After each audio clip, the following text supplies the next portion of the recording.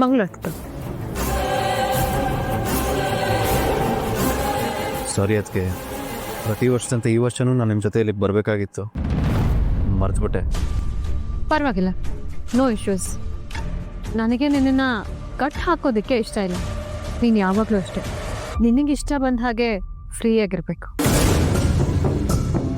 Thank you so much ಅದಕ್ಕೆ. But ಇಲ್ಲಿಗೆ ಬರೋಕ್ಕೆ ಮುಂಚೆ ನೀವು ಮನೆಗೆ ಬರ್ಬೋದಾಗಿತ್ತಲ್ಲ. ಮನೆಗ? ಯಾರ ಮನೆಗಪ್ಪ? ಇದೇನು ಚಿಕ್ಕಮ್ಮ ಹಿಂಗೆ ಕೇಳ್ತಿದ್ದೀರಾ? ದೀಪ ಅವ್ರ ಮನೆಗೆ. ಇವಳೆಲ್ಲಪ್ಪ ಕರೆದ್ಲು ಮನೆಗೆ ಬನ್ನಿ ಅಂತ. ಆಗ್ಲೇ ಕರ್ನಲ್ವಾ ಮೇಡಮ್? ಆಯ್ತು ಬಿಡಿ, ಇನ್ನೊಂದ್ಸಲಿ ಕರಿತೀನಿ. ದಯವಿಟ್ಟು ನಮ್ಮ ಮನೆಗೆ ಬನ್ನಿ. ದೀಪ ಅವರು ದೇವಿನ ಕರ್ಕೊಂಬರೋವಾಗ ನೀವು ಸಿಕ್ಕಿದ್ರಂತಲ್ಲ ಅದಕ್ಕೆ, ಆ ಕರೆದ್ರು ಬರಲ್ಲ ಅಂದ್ರಂತೆ. ಅದಕ್ಕೆ ಕರೆಯೋಣ ಅಂತ ನಾನೇ ಬಂದೆ. ಅಷ್ಟೇನಾ ಚಿರು ಇವಳು ನಿಂಗೆ ಹೇಳಿದ್ದು?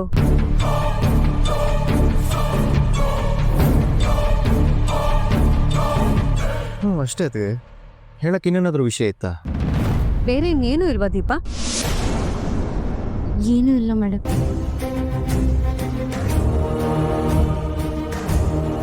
ಆ್ಯಕ್ಚುಲಿ ಆಗಲೇ ದೀಪ ಮನೆಗೆ ಕರೆದಾಗ ನಂಗೆ ಬರೋಕ್ಕಾಗಲಿಲ್ಲ. ಯಾಕೆಂದರೆ ದೇವಸ್ಥಾನದಲ್ಲಿ ಜೇನು ಥರದ ಬಗ್ಗೆ ಮಾತಾಡಬೇಕಿತ್ತು. ಈಗ ಬಂದ ಕೆಲಸ ಆಯ್ತು. ಹಾಗಾದ್ರೆ ಈಗ ದೀಪ ಅವ್ರ ಮನೆಗೆ ಹೊರಡೋಣವಾ? ವೈ ನಾಟ್, ಹೋಗೋಣ. ಸರಿ ಬನ್ನಿ ಹೊರಡೋಣ. ನಾವಿಬ್ರು ನಮ್ಮ ಕಾರಲ್ಲಿ ಮುಂದೆ ಹೋಗ್ತಾ ಇರ್ತೀವಿ, ನೀವು ಫಾಲೋ ಮಾಡಿ ಆಯ್ತಾ? ನೀನು ಹೊರಡು ಚಿರು, ದೀಪ ನನ್ನ ಜೊತೆ ಬರಲಿ. ಹೌದಾ, ಸರಿ.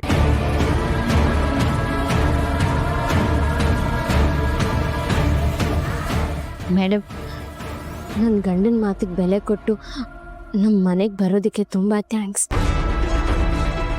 ನಿಮ್ಗಾಗಿರೋ ಅವಮಾನದಿಂದ ನೀವು ಬರಲ್ಲ ಅಂದ್ಕೊಂಡಿದ್ದೆ. ಆಗಿದ್ದನ್ನೆಲ್ಲ ಇಷ್ಟು ಬೇಗ ಮರ್ತು ಹೋಗೋದೀನಿ ಅಂತ ಅನ್ಕೋಬೇಡ. ಜ್ವಾಲಾಮುಖಿ ಥರ ಅದು ಒಳಗೆ ಕುದಿತಿರುತ್ತೆ. ಯಾವಾಗ ಸಿಡಿಯೋಕ್ಕೋ ಗೊತ್ತಿಲ್ಲ. ನಿನ್ನಿಂದ ಹೀಗಾಯ್ತು ಅಂತ ಚಿರುಗೆ ಏನಾದರೂ ಗೊತ್ತಾದರೆ ಅವನು ಏನು ಮಾಡ್ತಾನೆ ಅಂತ ನಿನಗೂ ಐಡಿಯಾ ಇಲ್ಲ. ಮೇಡಮ್, ನಾನು ಅವ್ರಿಗೇನು ಹೇಳಿಲ್ಲ. ನೀವು ಅವ್ರಿಗೇನು ಹೇಳ್ಬಿಡಿ ಮೇಡಮ್.